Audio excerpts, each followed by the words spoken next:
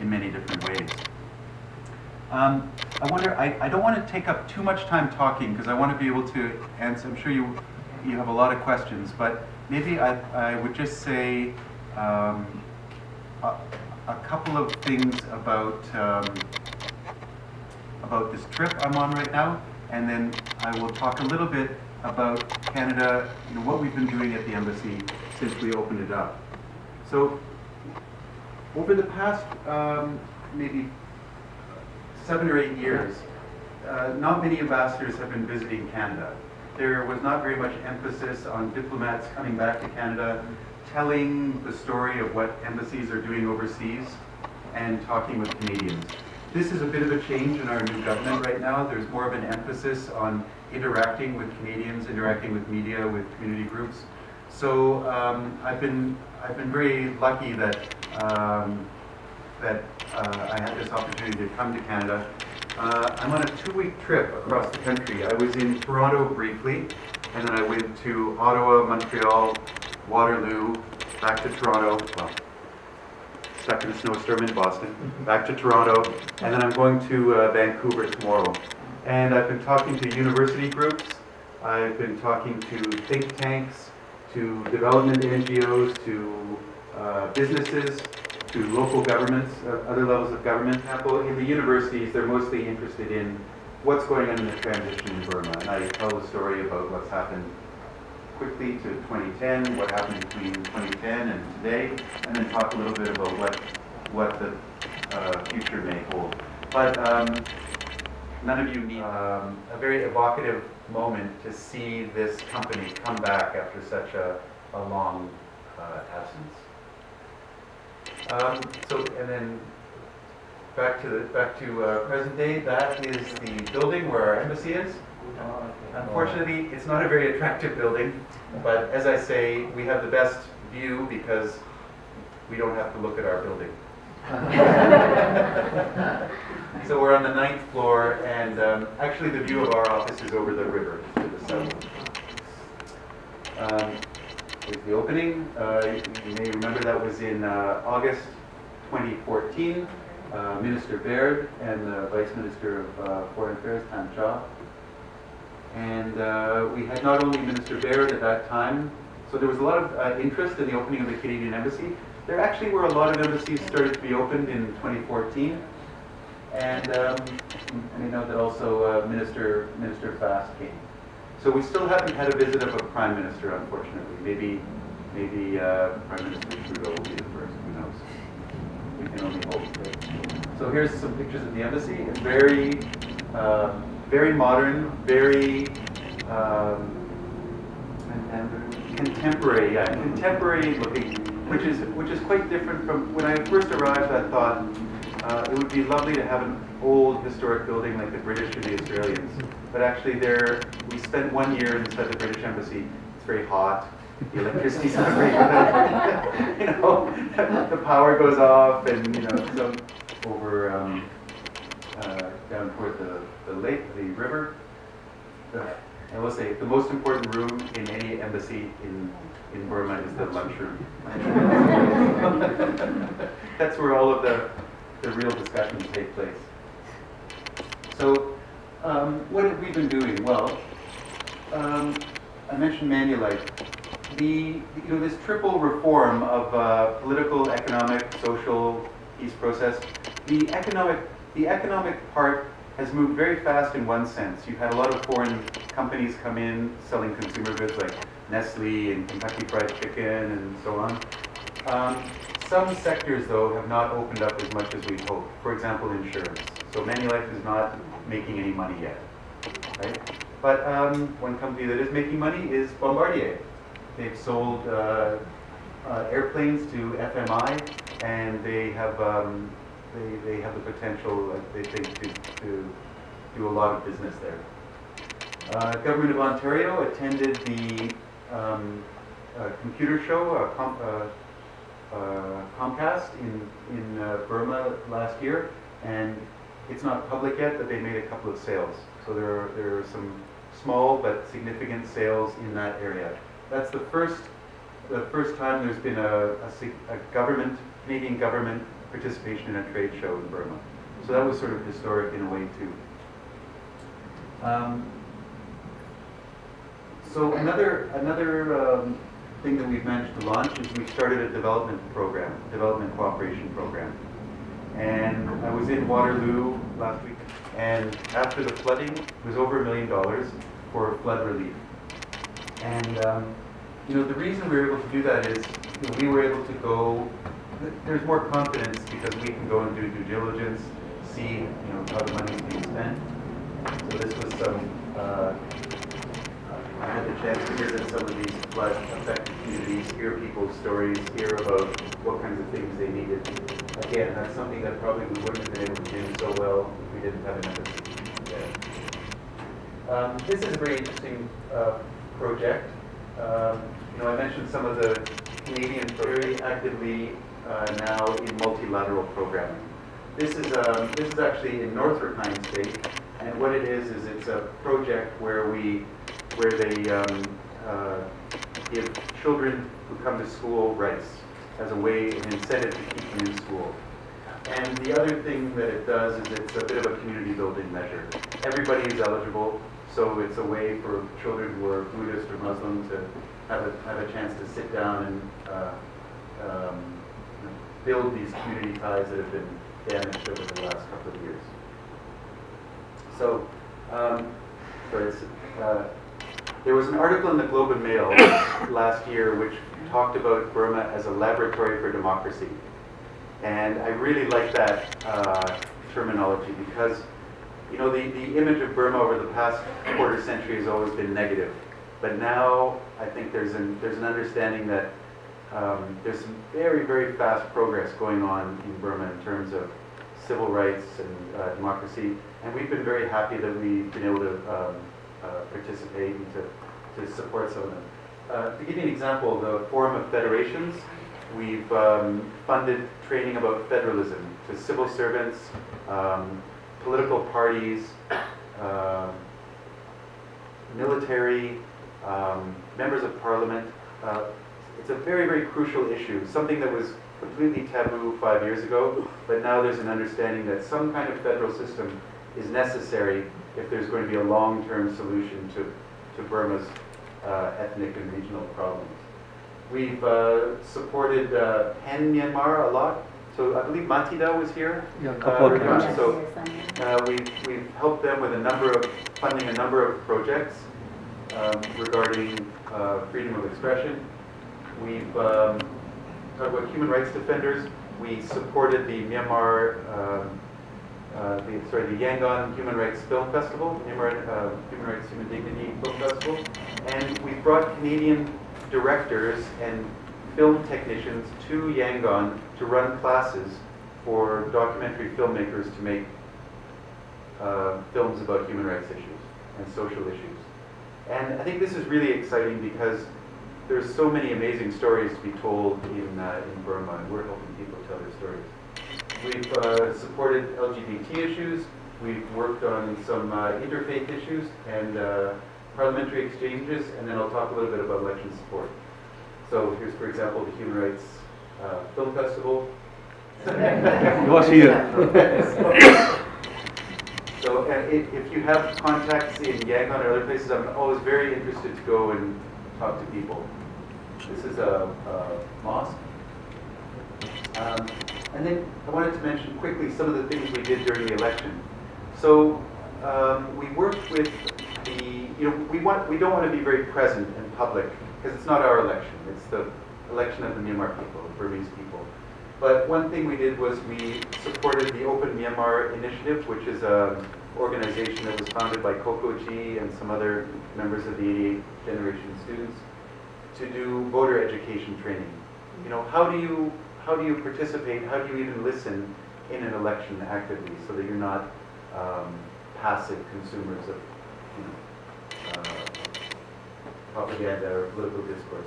So they did training in all 14 states and regions with some small but significant Canadian funding. This was a really fun event. I don't know if you can see on the screen, but that's the Canadian election. So if you remember, the Canadian election was about 3 weeks before the Burmese election. So when the elections were running, we were able to talk to the Burmese, the election commission, about what was happening in Canada. You want to know about advanced polling? Well, take a look at how they're doing it. And the most fun event was on Canadian election night, which is breakfast time in Yangon. We invited all of the journalists who cover the election to come and watch the Canadian election night coverage, and also members of the Union Election Commission. So it was fun for them to watch the Canadian coverage, which is very fast, right? Within 2 hours, it's all, you know, so they were just amazed, like, oh, because they were planning 2 weeks, you know. And then the best part they liked was when they show the different political campaigns. So they go to the NDP and they're all depressed, and the, you know, the Conservatives are all depressed, and then the Liberals are cheering and playing music, and they were just amazed by that. And then we did a lot of election monitoring. That's our entire embassy staff, plus 2 Canadian interns, plus 2 staff from overseas. So this is our trade officer, local staff, local trade officer, Canadian development officer, other development officer, and these are our Canadian university interns. So everybody from the embassy got accreditation to be an observer, and we fanned out across the southern half of the country, and we did election observation in 5 different states and regions, and visited almost 45 different polling stations. All kinds of polling stations. We looked for trouble. You know, we looked for ethnic minority areas. We went to naval's yard, a military barracks, and we also did. We watched the polling, and you know, I mentioned this was this posting is the most exciting one of my career, but that was the best day, I think, of my 2.5 years so far. It was such a, you know, the night before there was a little bit of nervousness. You know, it's kind of like the night before your wedding or something like that. You think it's going to turn out right, everybody, but there's a chance for disaster. So, and then in the morning, you know, this was I went to Bogale the day before in the Delta, and I was up at 5 o'clock in the morning at the polling station. Incredibly well organized. It was all of these maybe 40 to 60-year-old women, school teachers. Very famous event. Really? We saw that. It was so well organized, and the lineups began to form before dawn, and by 6:30 in the morning there were enormous lineups of people ready to vote. I didn't include as many photographs as I should have, but people very well dressed. You know, sort of, again, like a wedding or a, you know, like they're going to some sort of formal event. Everybody wanted to take, when they see foreigners, they always wanted to take photographs of, you know, selfies in front of the polling station, have us take photographs of them. It was really quite an amazing day, and the anxiety and fear that people felt the night before and maybe at dawn, it started to evaporate as the day went on, and by, you know, maybe by 8 o'clock, 9 o'clock in the morning, there was a real feeling of, you know, accomplishment. That everybody had this feeling that they had accomplished something. It was really quite a remarkable feeling. I get kind of nervous when I talk about it, right? So this is still Bogale, maybe 9 o'clock in the morning. And we were able to, you know, we could question the representatives of the parties. As I said, we were looking for trouble, but didn't really find any.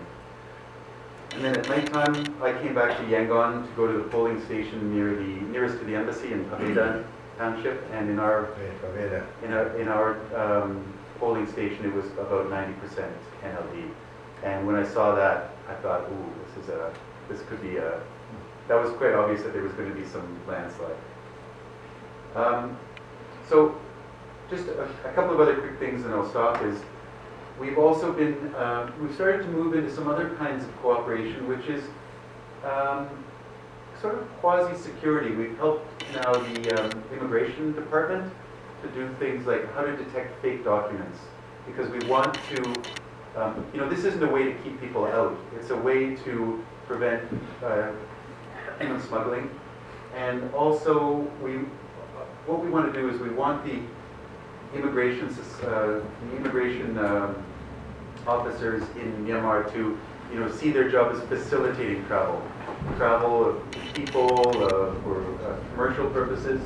So we've done a lot of training with border and also with security of the port to prevent smuggling of illegal goods, transshipment of people, contraband. So a different area. And then the one you've all been waiting for, the visa. The visa application center. So you may know that there are 3 countries opened it together: Canada, Australia, UK. And it's located in a very convenient location downtown Yangon. The service is still not fast. It still takes maybe 2 weeks, but at least you don't have to go to Bangkok, have your biometrics taken, come back to Yangon, go to Bangkok again, pick up your visa. It can all be done there. And the good news is the number of visas that have been processed in the half year that the visas. This is my slide about now we can facilitate more exchanges of people. I remember when Syed Sitigu came here, it was very, very complicated getting everyone their visas. So I'm hoping there's going to be more commercial visits, more students, more tourists, more NGOs, everything. That's it. So the last thing I wanted to leave you with was I hope you all follow our Facebook page.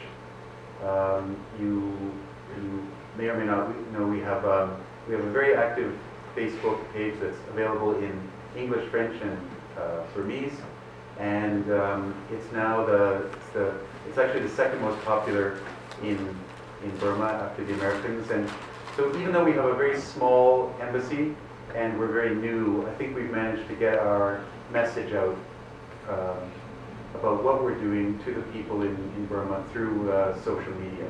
And I hope that's a way to build more understanding of people in Burma that Canada is not this strange, faraway, cold place that's not present. We're very present in Burma. We're trying to do as much as we can with the people and resources we have, and we want to be thought of as a very helpful, respectful, and cooperative partner with people there. So, that's it. Thank you very much. Officer told it. And when the process that what my mother or my father was dying, I had to go back to take care of my father or my mother. And then, well, that means you have no fear to return. Then you give up your permanent residence. This is Canadian Security based out of Vancouver. And if anyone wants more details about it, just write me. Maybe instead of putting my email up there, Okay. you can feel free to write me directly. I may not respond right away, but if you want more information about that, I'm happy to do so. If you are aware of any human rights organizations who need very small grants, I mean grants like $2,000 or $5,000, something like that, we do have a grants program at the embassy. So feel free again to put them in touch with me. It's quite competitive, but we do support some groups. What we've done over the 2.5 years I've been there is give these very small grants, maybe $2,000 or $5,000, and if an organization does very well with it, for example, Human Rights Film Institute, then kind of help them look for a larger amount of money from a different source, the following year. And then I just want to say about federalism. I'm a bit nervous about saying we're promoting federalism. I'd like to think we're responding to a request, because we don't want to tell people what to do. And what the training is usually about is talking about different models of federalism, what federalism can be. There's not just one kind of federalism. And you, people in Myanmar, you pick which kind you think is going to work for you. So that's how we've been approaching that. Parliamentary exchanges I think are very valuable. Some of the training with federalism, by the way, I went to a training that was solely for NLD party members. There were about 70 of them in the training I went to last year, and it turned out something like 36 of them are now members of parliament. So we have had an impact.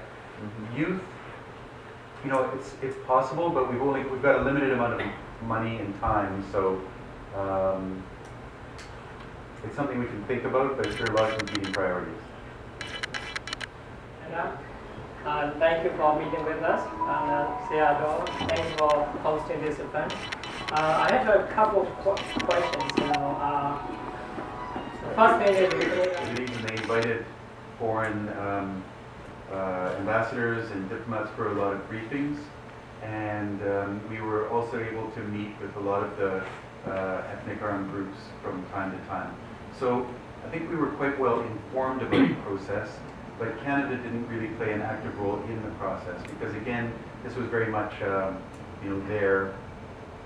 their task. The EU and Japan, I will say, put a lot of money into supporting those negotiations are very expensive, bringing people from Chiang Mai and other places and financing negotiations. So yeah, I'm afraid we weren't an active player in that, but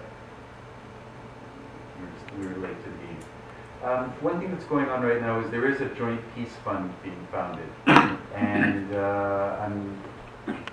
the idea is that it'll be a fund from many donors, so that donors aren't competing with each other to find the most prestigious parts of the peace process. There'll be a multi-donor fund, and then the fund will have some sort of management that will decide how to spend that money. That's something that we're considering, but I don't know how it'll turn out. On the trade side, as I said, we have one trade officer, and we've done a few things like this IT show. We've helped a lot of Canadian companies like Bell Helicopter, which is based in the U.S. but the production's in Canada. Bombardier, Manulife. We work with a lot of Canadian companies that have expressed an interest in Burma. But as I said, just in general, it's been a little bit slower for all countries than was maybe expected. One other thing we did do was we ran this ASEAN Roadshow, which brought a delegation from different ASEAN countries to Canada to see coast to coast, the technological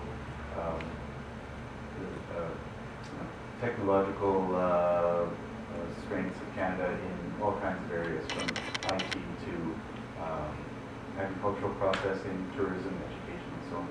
So, again, we have to be kind of realistic about our capacity to do things.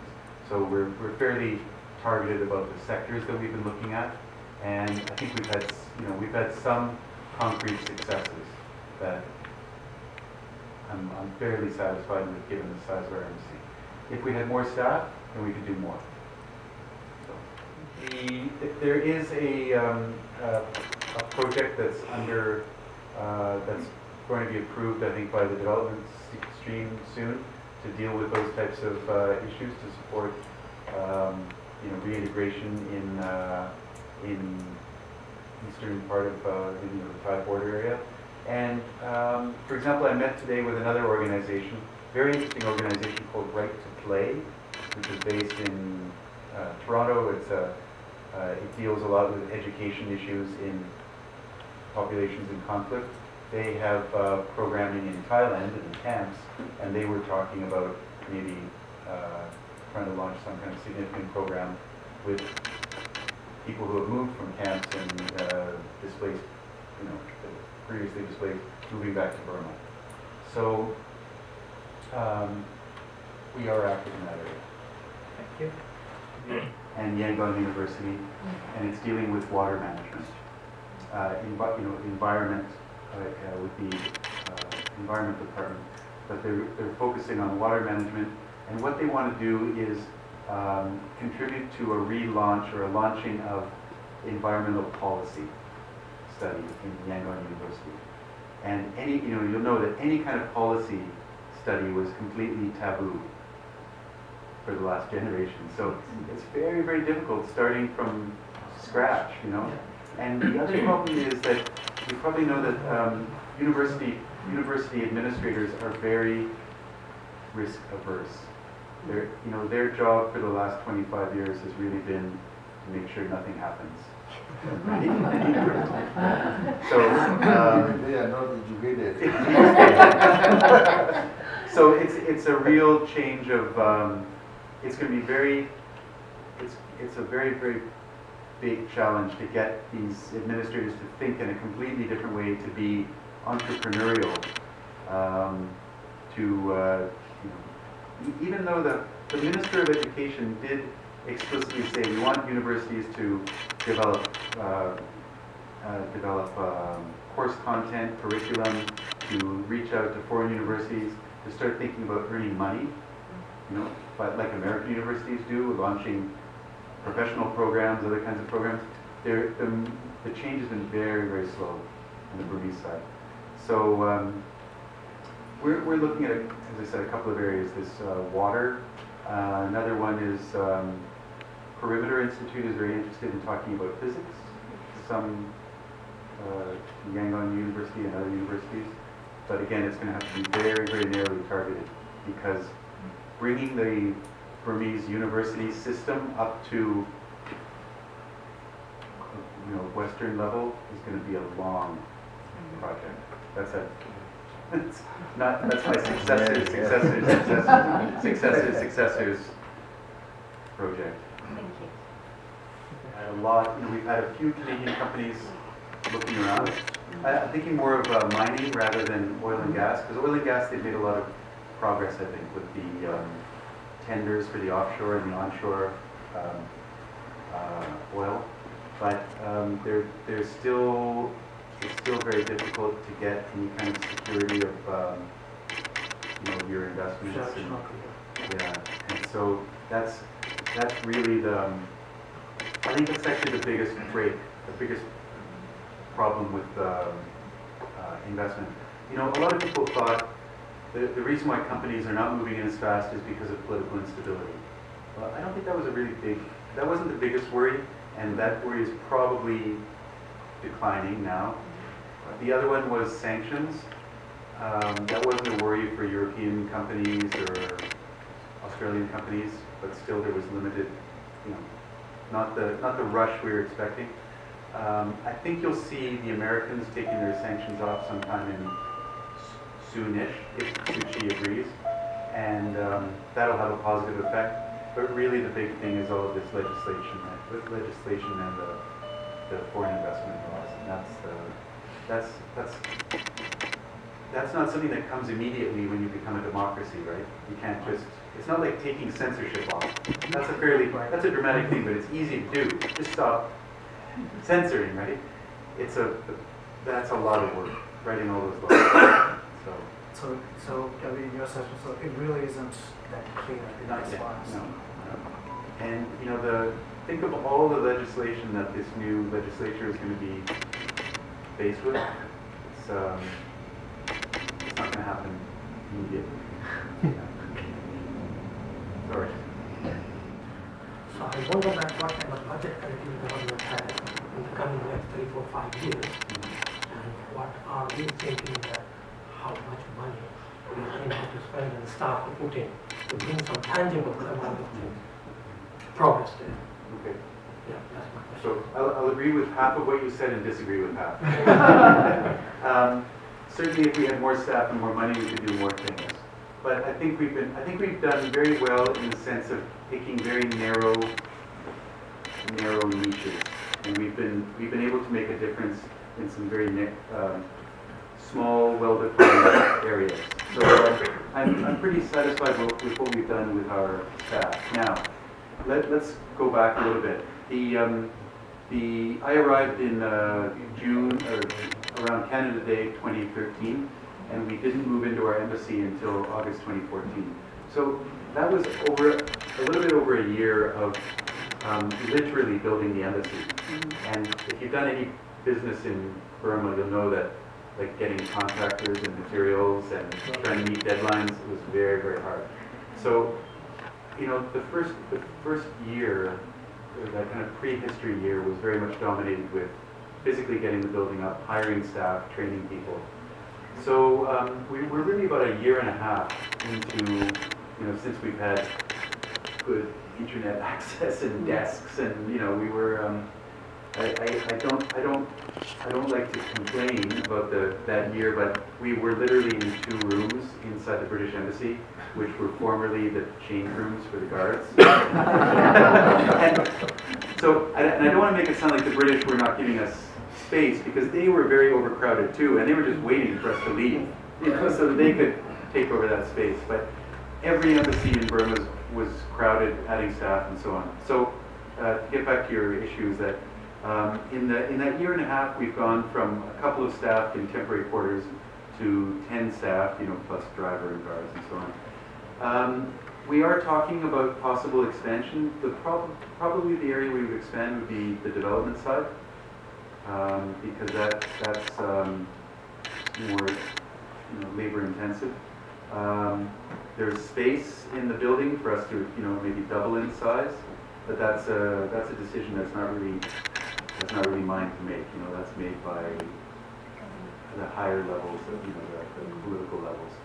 And the interesting thing, though, is that if you look at the staffing of the Department of Foreign Affairs, International Trade, Foreign Affairs, International Trade and Development, staffing hasn't really increased at all in the last 5 years. In fact, it's, you know, flat. And the fact that we've opened up embassy in Burma and a so-called satellite office in Laos, Cambodia, and we've just named ambassador to ASEAN, it does indicate that although the numbers are quite small, you know, we've added staff in Southeast Asia. There has been a net gain, whereas areas like Europe and Africa have lost. The United States has lost staff in general. So I think given the fact that the pie is not getting bigger, we've gotten a slightly bigger slice of it over the past couple of years. Would I like to see? I would like to see the size of the embassy double. Mm-hmm. You know, I would like to have a political officer, so I'm not writing the reports. I think it would be great to have an extra, an extra consular officer, because we're getting a lot of demands from Canadians. You know, tourists losing their passports or getting injured and needing documentation and so on. So we do push for more staff, but unfortunately, it's not my decision to make. It seems a long way to go.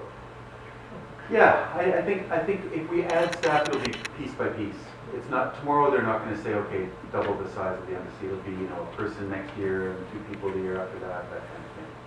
So that's. Thank you very much. I think you have to leave soon. And anyway, before anybody, can I ask you one last question? The MCOs has the. Yeah. Can't be stopped. Yeah.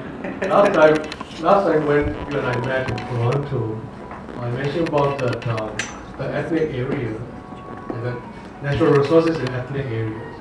And then when after the election, and at the time we're hoping that democratic forces will win. Yes, we won. And then eventual foreign investments going to Burma, and then most of them are natural resources-based investment will be in ethnic areas. Number one, yes, the man George mentioned about the peace process. Yeah, that's important. Peace has to be there.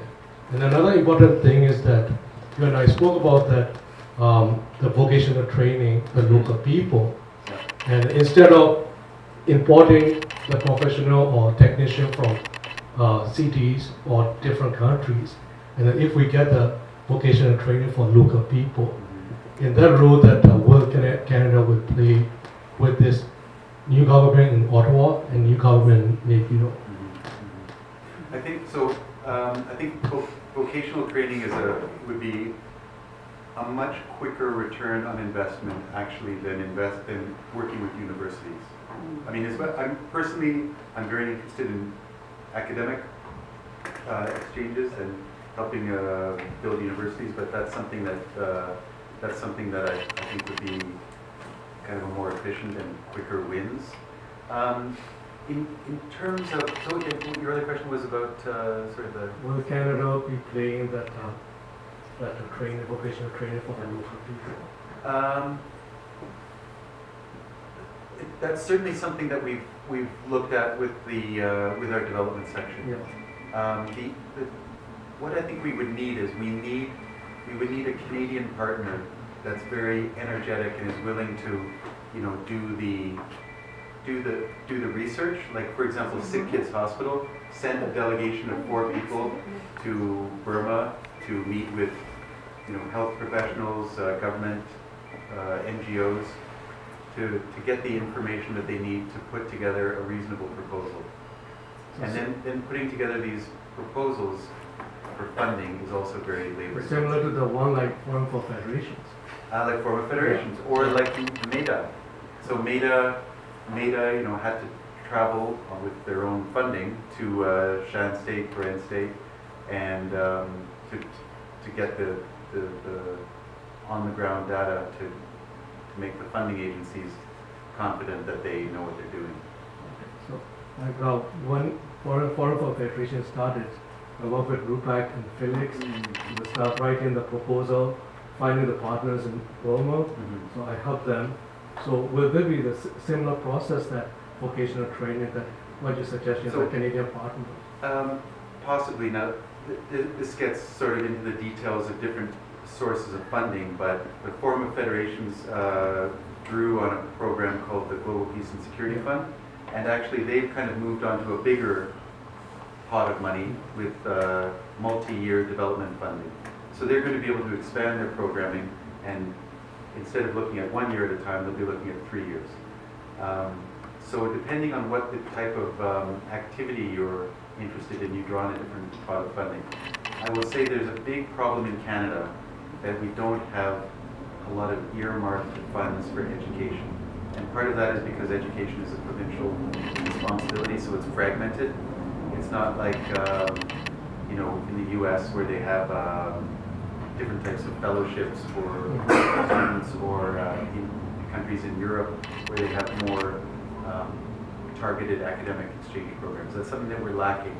But in the Prime Minister's, you know, the Prime Minister wrote a letter to all of the Canadian ambassadors about a month after he was inaugurated, and outlined a number of priorities. And one of them was to start rethinking about cultural and educational exchanges as an important part of diplomacy, something which was kind of out of favor during the last government.